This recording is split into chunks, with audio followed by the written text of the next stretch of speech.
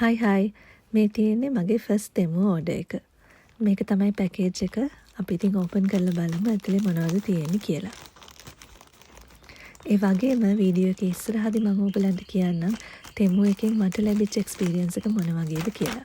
අපි බලමු ඒක හොඳ එක්ස්පීරියන්ස් එකක්ද නරක එක්ස්පීරියන්ස් එකක්ද කියලා. මේ ඕඩර් එකේ මම අයිටම්ස් 9ක් ඕඩර් කරා. මේ තියෙන පළවෙනි අයිටම් එක. මේක මගේ හස්බන්ඩ්ට ගත්ත පෝලරයිස් සන්ග්ලාසස් පෙයා එකක්. මේක රුපියල් 895ක් වුණා. ඉතින් ඒ ගානට මේ දෙක වරදක් නැහැ හොඳයි නේද කියලා බල ඉන්නකොට අර හැන්ඩල් එකේ අන්තිම රබර් කෑලි දෙක නිකම්ම ගැලවිලා අතට ආවා. ඉතින් පළවෙනි අයිටම් එකෙන් පොඩ්ඩක් ඩිසපොයින්ට් වෙලා තමයි ඕඩර් එක ඉස්සරහට බැලුවේ. ඊට පස්සේ තියෙන ලිප් ලයිනර් එකක්. මේක waterproof easy glide and moisturizing lip line එකක් කියලා තමයි තිබුණේ. මේක රුපියල් 317ක් වුණා. දැනට මම පාවිච්චි කරන්නේ pencil lip line එකක්. ඉතින් ඒකෙන් lip line එක අඳිනකොට ටිකක් rough line එකක් තමයි ඇඳෙන්නේ. ඇඳින්න හරි අමාරුයි. ඉතින් ඒ නිසා තමයි මම මේක ඕඩර් කරේ. මේක නම් ඇත්තටම easy glide තමයි. හොඳට හරි smooth විදියට ගෑවෙනවා. කලර් එකත් හොඳයි. ඉතින් රුපියල් 317කට නම් ඒක ගොඩාක් ලාභයි. මේ තියෙන්නේ මං ගත්ත තුන්වෙනි අයිටම් එක. සෙල්ෆි ස්ටික් ට්‍රයිපොඩ් එකක් තමයි ගත්තේ රුපියල් 1063කට. ඒක ඉතින් විශේෂම ක්වොලිටි එකක් නැහැ. සාමාන්‍යයෙන් පාවිච්චි කරන්න පුළුවන්. මේක තමයි මගේ පස්වෙනි අයිටම් එක. මේක මිනි සීලිං මැෂින් එකක්. මේක රුපියල් 414ක් වුණා. ඉතින් මේක දැක්කම නම් මට ගොඩාක් ආසෙත් වුණා. හරිම ප්‍රයෝජනවත් වෙයි කියලා හිතුණා.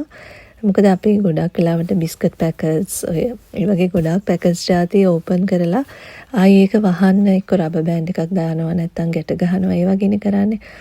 ඉතින් ඒක ඒ වෙලෙම ටක් ගාලා සීල් කරලා තියාගන්න පුළුවන් කියලා හිතලා තමයි මම මේක ගත්තේ. මෙතෙන්ට බැටරි දෙකක් දාලා ඒ පැකට් එකේ මේ වගේ ඇදගෙන ගියාම මේක සීල් වෙනවා කියලා තමයි තිබුණේ. ඒත් ඔන්න බලන්නකො වෙන වැඩි. කිසිම සීලිං එකක් උනේ නැහැ. ඉතින් ඇත්තටම අපරාධයේ සල්ලි නම්. මගේ දැනට මම පාවිච්චි කරන වොලට් එක ඒක ටිකක් ජරා වෙලා නාස්ති වෙලා වගේ තිබුණේ. ඉතින් මට වොලට් එකක් ගන්න උවමනාව තිබුණා.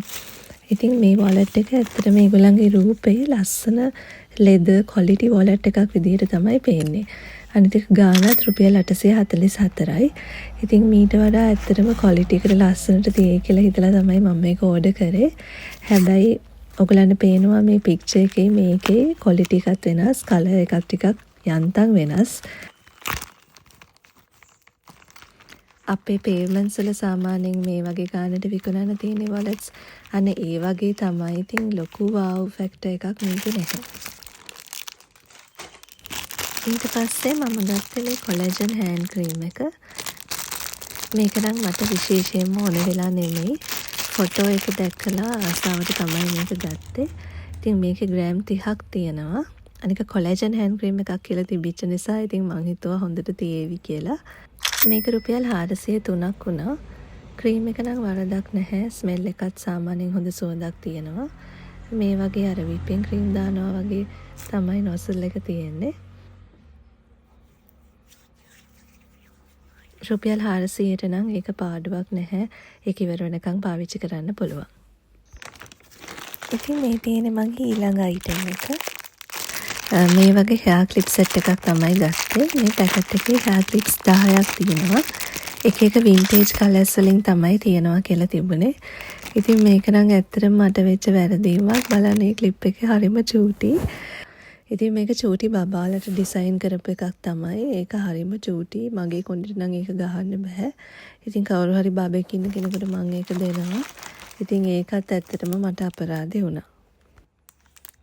මේක තමයි අන්තිම අයිටම් එක. මෙන්න මේ වගේ පාස්පෝර්ට් කවර්ස් දෙකක් තමයි මම ඕඩර් කරේ. නිල් පාටිනුයි රෝස පාටිනුයි. අපි දෙනගේ පාස්පෝර්ට්ස් දෙකම පිටින් බලනකොට එක වගේ. ඉතින් ඒ නිසා හදිසියට කාගේකද පාස්පෝර්ට් එක කියලා හොයාගන්න හරි අමාරුයි. ඉතින් ඒ නිසා මේ වගේ කලර්ස් දෙකෙන් මම කවර්ස් දෙක ඕඩර් කරා. ඒතර ටක් ගාලා නිල් පාට එක හස්බන්ඩ්ගේ රෝස පාට එක මගේ කියලා ටක් ගාලා අඳුර ගන්න ලේසි නිසා. මේ එක පාස්පෝර්ට් කවර් එකක් රුපියල් 391ක් තමයි උනේ. එයින් දෙකක් තමයි ඕඩර් කරේ. ඇත්තටම මේ කවර්ස් දෙක නම් සාමාන්‍යයෙන් ක්වොලිටි එක හොඳට තිබුණා. ඒ කියන්නේ ප්‍රශ්නයක් නැතුව ටික කාලයක් පාවිච්චි කරන්න පුළුවන්. අනිත් එක ඉතින් කලර්ස් දෙකත් ලස්සනයි. පාස්පෝර්ට් එකටත් පොඩි ප්‍රොටෙක්ෂන් එකකුත් ලැබෙන නිසා ඉතින් ඒ දෙකට නම් මම ආස වුණා. ඉතින් තෙමු එකේ මේක මගේ ෆස්ට් ඕඩර් එක වගේම මේක මගේ ලාස්ට් ඕඩර් එකත් වෙයි. මොකද ආයි නම් තෙමු එකෙන් මම ඕඩර් කරන්නේ නැහැ කියලා හිතාගත්තා. ඒකට හේතු කීපයක් තියෙනවා. මම ඒක ඔයගලන්ට කියන්නම්. එකක් තමයි මට මේ ඩෙලිවර් එක හම්බුනේ සති දෙකකටත් වඩා වැඩි කාලයක් පරක්කු වෙලා. ඉතින් ඒ පරක්කු වෙනකොට මම ස්කයිනෙට් එක කන්ටැක්ට් කරන්න try කරා. ඒගොල්ලන්ගේ නම්බර් එක වැඩ කරෙත් නැහැ.